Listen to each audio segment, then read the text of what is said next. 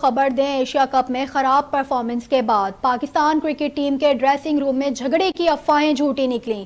Media reports میں دعویٰ کیا گیا تھا کہ ایشیا کپ کے سپر 4 مرحلے میں سری لنکا کے خلاف میچ میں شکست کے بعد پاکستان کے کپتان بابر اعظم اور فاسٹ بالر شاہین شاہ افریدی کے درمیان ڈریسنگ روم میں تلخ کلامی ہوئی تھی۔ ٹیم میٹنگ میں بابر اعظم نے کچھ سینئر کھلاڑیوں کی کارکردگی پر عدم اطمینان کا اظہار کیا تھا، جس پر شاہین شاہ افریدی نے بابر کی حوصلہ شکنی کرتے ہوئے کہا کہ جن کھلاڑیوں نے اچھی کارکردگی پیش کی وہ ان کا اعتراف کریں۔ اس دوران مبینہ طور پر محمد رضوان نے صورتحال میں ثالث کا کردار نبھایا تھا۔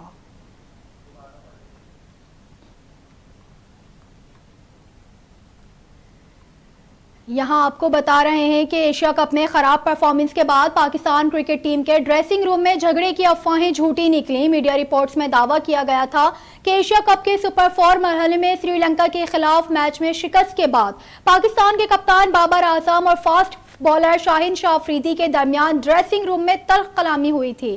ٹیم میٹنگ میں بابر اعظم نے کچھ سینئر کھلاڑیوں کی کارکردگی پر عدم اطمینان کا اظہار کیا تھا، جس پر شاہین شاہ افریدی نے بابر کی حوصلہ افزائی کرتے ہوئے کہا کہ جن کھلاڑیوں نے اچھی کارکردگی پیش کی وہ ان کا اعتراف کریں۔ اس دوران مبینہ طور پر محمد رضوان نے صورتحال میں ثالث کا کردار نبھایا تھا۔